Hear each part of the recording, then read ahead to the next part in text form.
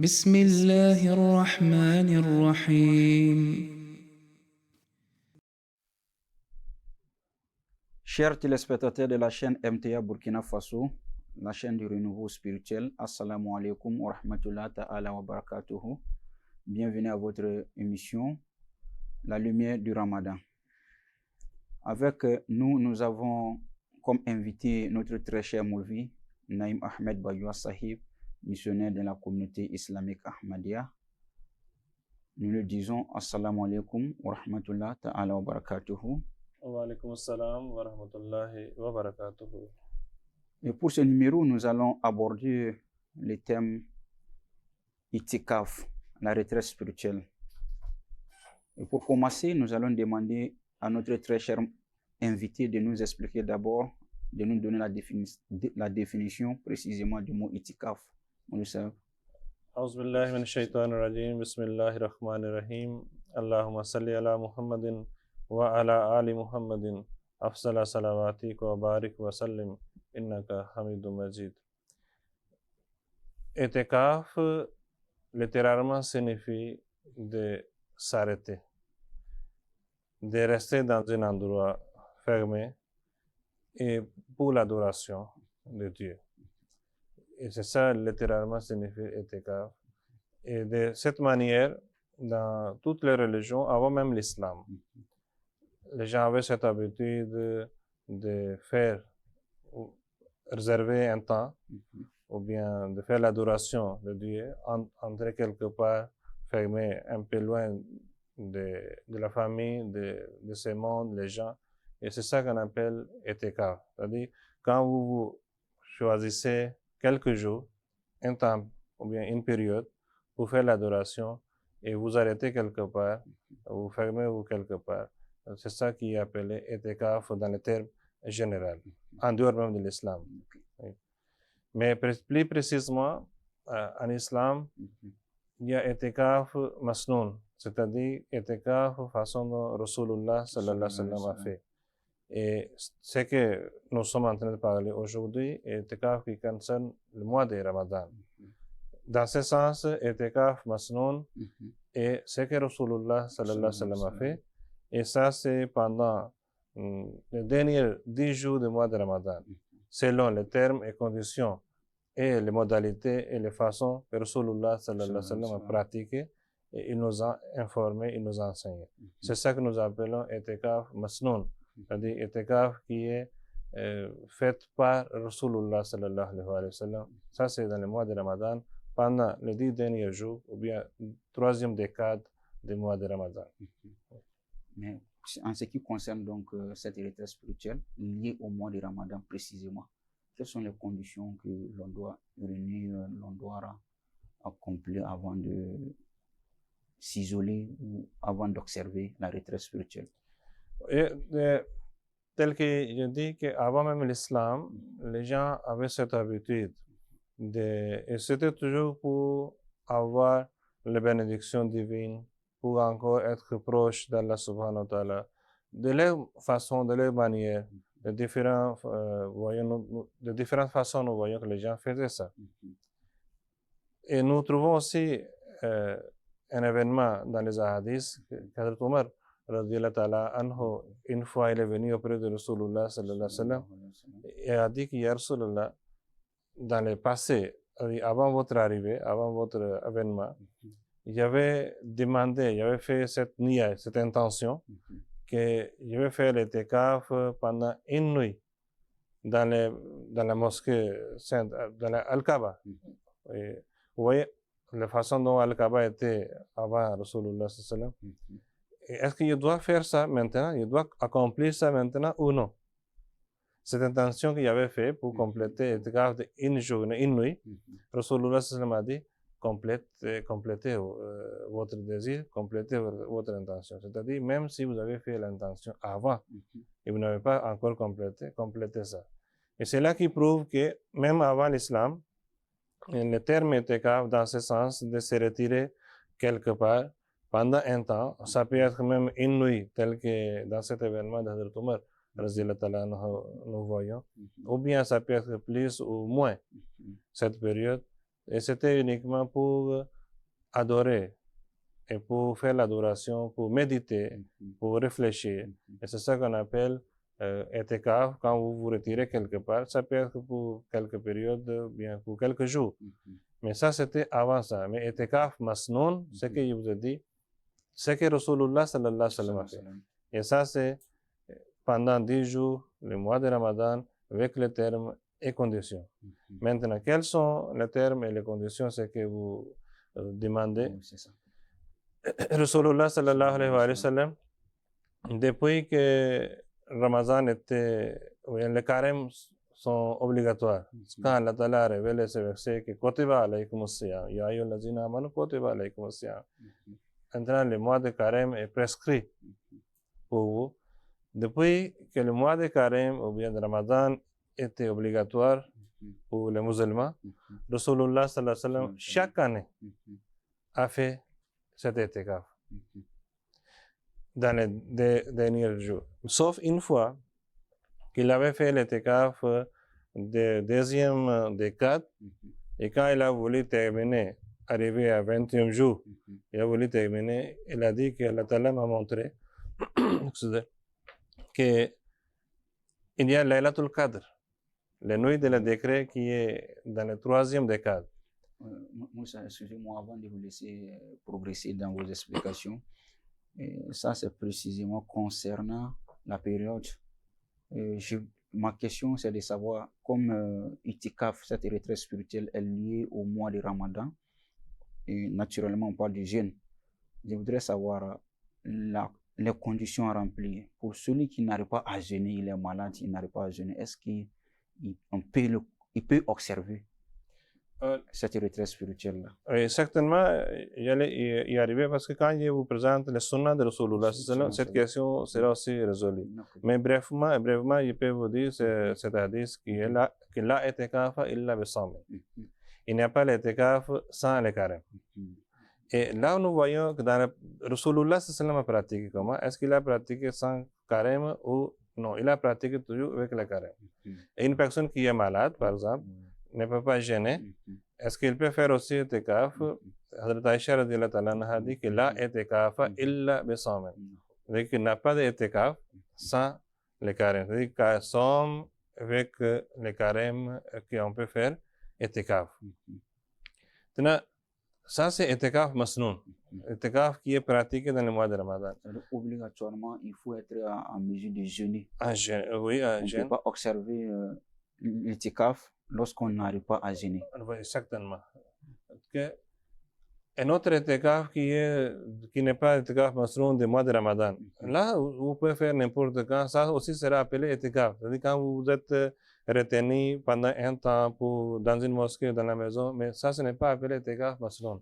Etikaf masnoun que nous sommes en train de parler maintenant, ça c'est toujours avec les carêmes et dans la mosquée que je vais aussi vous expliquer quelle sorte de mosquée. Et Rasulullah sallam a fait etikaf de deuxième décade. C'est-à-dire que le début, premiers 10 jours sont passés. D'observation. Voilà, ça c'était la première année. Et quand il a voulu terminer, elle a dit que Allah Ta'ala m'a informé qu'il y a la nuit de décret dans le 3e décade. Et ceux qui sont avec moi dans l'etikaf, ils continuent. Et à cette année, Rasulullah a fait l'etikaf de 20 jours. 20 jours. Maintenant, en dehors de ça, il y a aussi une autre année qu'il n'a pas fait l'etikaf pendant le 3e décade. Il y a aussi quelques circonstances qui sont arrivées. Et ça aussi, c'était quoi? Hazrat Aisha radhiyallahu ta'ala anha qui arrangeait, on peut dire, les lieux, là où Rasulullah sallam pouvait se reposer, rester dans la mosquée. Quand il a arrangé ça, et avant que Rasulullah sallam entre, je vais aussi vous dire quand est-ce que, quelle date on doit commencer.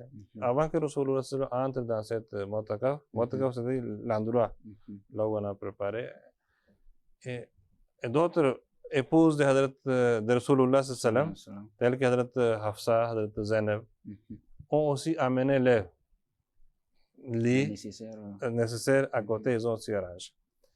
Et ça, c'était déjà devenu 1, 2, 3, 4. Quand Rasulullah sallam est venu dans la mosquée le matin, il a dit que les autres Ça c'est pour qui? On lui a informé que voilà, ça c'est pour Saïcha, ça c'est Hafsa, ça c'est le Zainab. Rasulullah sallam a dit que comprenez-vous que ça c'est ça vraiment la vertu, c'est ça de la même façon, de cette façon que vous devez pratiquer. Et il n'a pas fait l'étikaf. Il a laissé ça. Il a compris que les gens n'ont pas encore compris la façon dont on fait. Seulement, ce n'est pas seulement en suivant directement, il fallait aussi comprendre le sens. Et cette année, il n'a pas fait. Et cette année, quand le mois de Shawwal était venu, c'est-à-dire après le Eid al-Fitr, pendant 10 jours, il a fait ça. Il a observé Etikaf du sel. En dehors de ça, chaque année, depuis que Ramadan était obligatoire, chaque année, Rasulullah a pratiqué Etikaf. Ça veut dire qu'on peut observer Etikaf même en dehors du mois de Ramadan. C'est ça que je vous dis que Etikaf, vous pouvez n'importe quand, n'importe quel moment, n'importe où, mais Etikaf, Masnoun, c'est que Rasulullah nous a laissé les pratiques, c'est que nous sommes en train de parler, c'est qui est lié au Ramadan. Ça, c'est dans le mois de Ramadan, les 10 derniers jours du Ramadan. Et ça, on doit commencer quand? On dit les derniers 10 jours. Et parfois, vous voyez, il y a le carême de 29 jours ou parfois de 30 jours. Et si on commence à partir du 21e jour, et le même temps, et la même année, si le carême est de 29 jours, ça ne sera plus les 10 jours. Mais dans l'Etikaf, est de 10 jours. La raison pour laquelle on commence le 20e jour. Et parfois, Etikaf, c'est de 11 jours et parfois de 10 jours. Et pas moins de 10 jours. Ça, à quel moment du 20e jour? Voilà. Et c'est ça qui est important dans le Bukhari. Il est rapporté que Aïcha a dit que Rasulullah sallam, le 21 jour de carême, après le mois après la prière de Fajr, que Rasulullah sallam entrait dans cet endroit qui était préparé pour lui. Et il sortait lorsqu'on communique que la lune est déjà apparue. L'Etikaf Masnoun commence à partir du 20e jour, avant le matin, le Fajr. À partir de la prière du Fajr. À partir de la prière du Fajr, c'est-à-dire avant ça, tout ça vous devez déjà rassembler. Et prière vous êtes déjà dans la mosquée. Et prière de Fajr, vous entrez maintenant. Et vous ne sortez plus de la mosquée. Et vous êtes là pour adoration pendant cette période de 10 jours. Et pour ça, les gens et les ulama ont dit que Etikaf, on doit entrer la nuit du 19e jour et du 20e jour, la nuit, ou soit le matin du 20e carême, du 20e jour. Il y a les autres qui ont dit que le jour, 20e jour, jusqu'au coucher du soleil, c'est-à-dire avant la rupture de carême, du 20e jour, vous pouvez aussi entrer.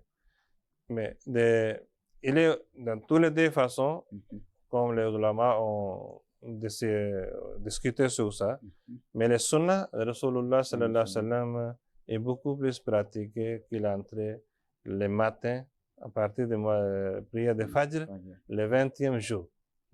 Mais c'est toujours 20e jour, vous entrez la prière de Fajr, ou maximum, si c'est délai, c'est juste avant le coucher du soleil, le 20e jour. Ça revient presque à la même chose. Oui, c'est presque la même chose. Exactement. Oui, exactement. Et parfois, tel que je dis que parfois c'est les 10 jours et parfois ce sont les 11 jours. 11 jours. Ok, moi j'aimerais savoir également où on doit observer l'Etikaf.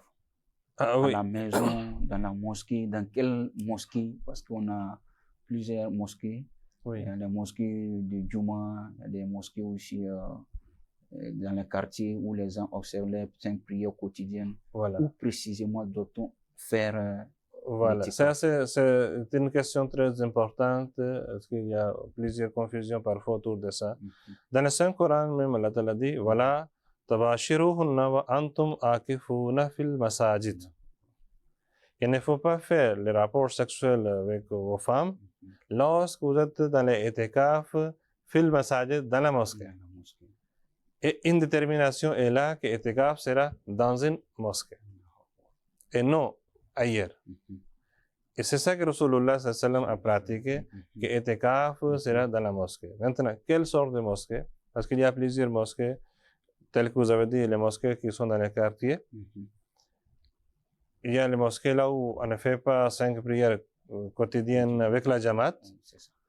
Il y a d'autres mosquées là où il n'y a pas les prières de Juma. Maintenant, la première catégorie, le premier choix est que là où il y a le Juma, là où il y a 5 prières quotidiennes faites en congrégation. Mais s'il y a une mosquée là où on fait 2 ou 3 prières en congrégation, parfois c'est possible dans un coin reculé. Là où on ne doit pas faire cet écart, parce qu'un motakaf qui est là, s'il est en train de rater les prières en congrégation, ça ne remplit pas ce qu'il veut profiter et les bénédictions et les conditions. Raison pour laquelle une personne qui veut faire l'écart, elle doit choisir une mosquée là où il y a au moins, s'il n'y a pas le Juma, au moins 5 prières quotidiennes sont faites en congrégation. Mais si vous observez dans une mosquée où on n'observe pas la prière du Juma, voilà. Mais dans ces cas, est-ce que vous pouvez quitter votre lieu d'itikaf pour aller observer la prière du Juma les jours de vendredi? Voilà, ça c'est possible que si vous êtes dans une mosquée, là où on fait 5 prières quotidiennes en congrégation, vous pouvez faire itikaf là-bas. Mais on ne fait pas Juma là-bas. Juma on fait dans un endroit dans les mosquées, jamais masjid, les mosquées, grandes mosquées. Et là c'est possible que vous pouvez sortir et aller rejoindre pour la prière de Juma dans cette mosquée. Mais là, vous ne faites pas d'autres activités dans le marché, essayez un peu d'éviter de parler, de causer avec les gens. Vous sortez, vous partez tout droit pour la prière de Juma, vous observez la prière de Juma et rentrez chez vous, là où vous êtes dans les motakaf, là où vous êtes en train de faire itikaf. Mais il peut arriver aussi des situations où il n'y a même pas de mosquée. La personne vit dans un lieu très reculé, il n'y a pas de mosquée. Est-ce que dans ces cas, il peut observer l'itikaf à la maison? Oui, nous ne pouvons pas interdire quelqu'un d'observer itikaf. Tel que je vous ai dit que itikaf peut faire n'importe où, n'importe quand, mais ça ne sera pas itikaf masnoun, c'est-à-dire itikaf qui est pratiqué par Rasulullah sallallahu alayhi wa sallam. Comme dans le Saint-Coran, la condition est que antum akifuna fil masajid. Certainement, itikaf masnoun, ce qui est recommandé par le Saint-Coran et par Rasulullah sallallahu alayhi wa sallam, sera toujours dans une mosquée. En dehors de ça, s'il veut faire l'adoration, il peut faire une retraite spirituelle, ça, quelqu'un peut faire n'importe quand, mais l'itikaf dont nous sommes en train de parler et le Coran est en train de parler, dans le mois de Ramadan, ça ne sera pas considéré cet itikaf. Dans ce cas, la personne c'est quand même indépendante de sa volonté. Oui, malgré ça, vous voyez, dans les 5 piliers, il y a le pèlerinage. Chaque personne a volonté de faire le pèlerinage. Mais une personne qui est pauvre, pendant toute sa vie, n'arrive pas à le faire. Ça, Allah subhanahu wa ta'ala connaît comment il va le traiter. Mais il ne peut pas dire que comme je ne peux pas aller à la Mecque pour faire le pèlerinage, ici même, je peux créer un autre endroit pour faire le pèlerinage. De la même façon, quand Allah ta'ala dit que itikaf, masnoun, c'est dans le mois de Ramadan, dans une mosquée, ça c'est les conditions. En dehors de ça, si quelqu'un veut faire les prières, tout ça, ça ce n'est pas interdit, mais ça n'entre pas dans cette catégorie. Merci pour tous ces détails-là, notre très cher invité. Nous, ça voudrait savoir également par rapport aux femmes. Est-ce que les femmes peuvent-elles observer aussi l'itikaf? Ah oui, l'islam est une religion qui, il n'y a pas de distinction, bien discrimination entre femmes et l'homme. Pour faire les bons actes, la possibilité est là pour toutes les deux, l'homme ou femme. Les femmes aussi peuvent observer l'itikaf. C'est possible dans la mosquée, et si ce n'est pas possible dans les mosquées pour la sécurité ou bien pour d'autres raisons, et certains ulama sont penchés à ce côté qu'elle, la femme peut aussi observer l'itikaf dans la maison. Mais dans la Jamaat islamique Ahmadiyya aussi, s'il y a l'itikaf, chaque année dans l'itikaf dans les mosquées, on prépare un endroit pour les femmes, un endroit pour les hommes. Parce que la précision est dans le Saint-Coran que Akivantum Akifuna fil Masajid. L'itikaf sera toujours dans la mosquée. Mais si une femme veut faire l'itikaf, il n'y a pas la mosquée dans cet endroit, ou bien cette mosquée est tellement loin, ou bien elle est seule dans la mosquée, là, c'est possible qu'elle peut faire aussi dans sa maison, mais elle doit éviter des bruits, de faire d'autres, de mêler, ou bien de faire d'autres activités de cuisine, de famille, tout ça, ça non. Oui. Et surtout, ce qui est important, que pendant cette période, qu'est-ce qu'on doit faire? Un motakaf. Un motakaf qui est là. Voilà, je voudrais savoir. Oui. Avant de donner des détails par rapport à cette question-là, quels sont les facteurs aussi qui peuvent amener le motakif à quitter son lieu de voilà. lieu où il observe. Oui. Il peut sortir pour la prière de Juma. Il peut sortir pour consoler quelqu'un, c'est-à-dire s'il y a un malade. Il peut par juste de visite et de sortir sans faire d'autres activités. Et pour les besoins qui sont humains, par exemple pour les toilettes, tout ça, il peut sortir ça.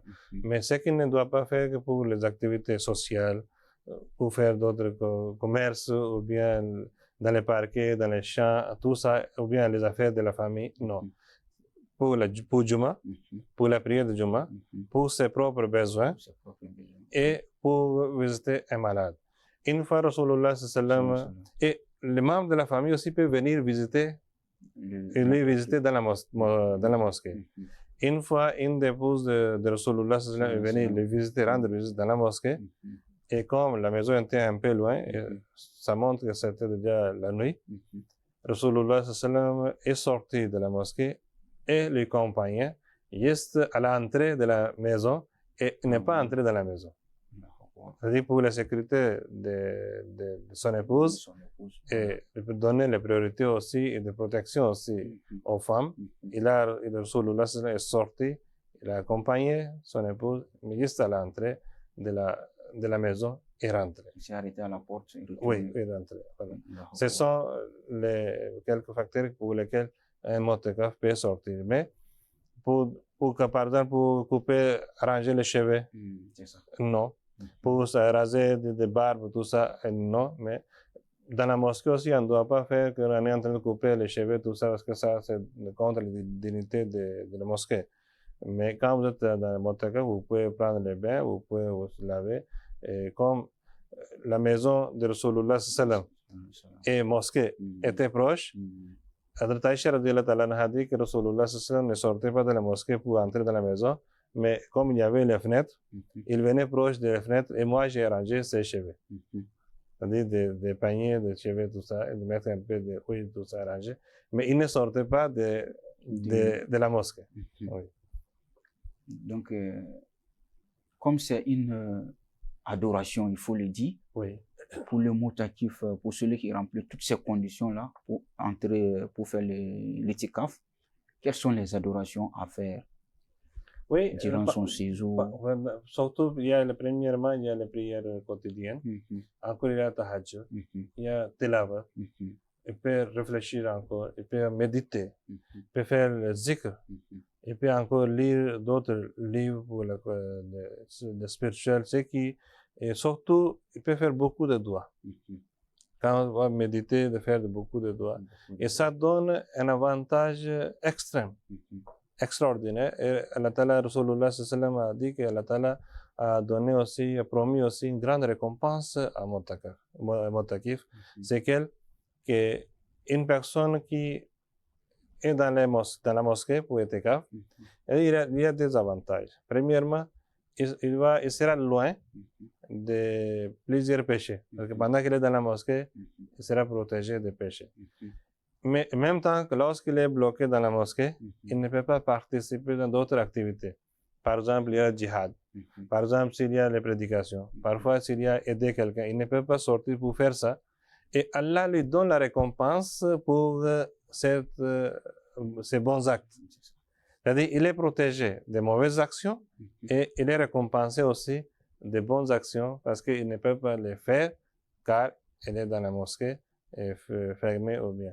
Et pour récompense, Rasulullah sallam a dit que lorsqu'une personne s'agite devant Allah totalement, il laisse toutes ses affaires, il laisse la famille, il laisse d'autres affaires, et il est devant Allah, il dit, c'est comme il dit qu'il y a, oh mon Dieu, moi je ne vais pas bouger d'ici tant que vous ne venez pas avec la miséricorde, avec le rahmat, avec le pardon sur moi. Et Allah Ta'ala lui récompense et fait une distance comme la distance entre l'Est et l'Ouest. Et ça sera l'écart, distance entre lui et l'enfer. Nous sommes presque à terme de notre émission. Je voudrais vous solliciter en quelques mots. Vous allez prodiguer des conseils à l'endroit de nos téléspectateurs qui nous suivent actuellement. Et comme nous avons parlé de la femme, les femmes aussi peuvent faire l'écart. Il y a une situation qui peut arriver.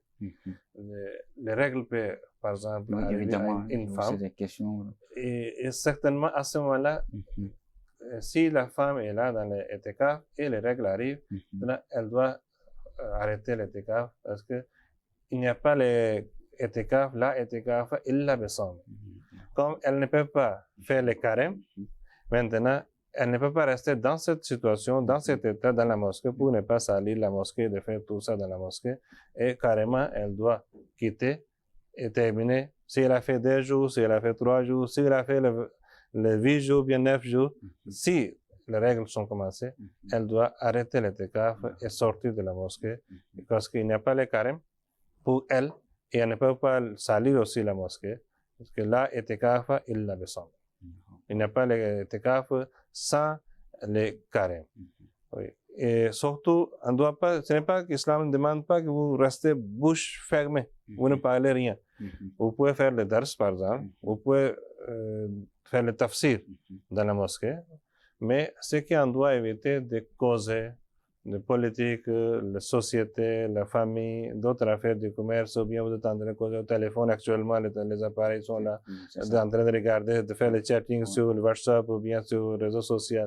Ça c'est loin des objectifs d'étikaf. On ne doit pas utiliser les portables. Non, on doit laisser tout ça pour concentrer dans l'adoration et pour avoir maximum d'avantages qui sont liés à cette adoration, qui est tellement une adoration très élevée, qui purifie. C'est comme vous restez dans cette période pendant 10 jours, comme vous êtes dans les machines, qui vous purifient, qui enlèvent les péchés, les erreurs, et vous donnent beaucoup d'avantages. Donc, Jazakumullah, pour ceux qui nous suivent actuellement, nos téléspectateurs, nous disons que cette émission va continuer, Inch'Allah Ta'ala, jusqu'à la fin du Ramadan, pour éclaircir et éclairer la lanterne des téléspectateurs. Nous disons que vous pouvez participer à cette émission. Nous avons besoin de vos remarques, de vos contributions, surtout les numéros qui défilent en bas. Si vous souhaitez participer donc à cette émission, vous pouvez nous contacter donc sur ce numéro. Nous disons merci à notre cher invité qui a en tout cas éclairer la lanterne de nos téléspectateurs. Nous prions beaucoup pour lui. C'est vraiment un plaisir de le recevoir toujours sur notre plateau. Que Dieu soit avec vous, que Dieu vous bénisse et vous donne les moyens de pouvoir servir la religion. Donc, nous vous donnons rendez-vous très prochainement. Assalamu alaikum wa rahmatullahi ta'ala wa barakatuhu. بسم الله الرحمن الرحيم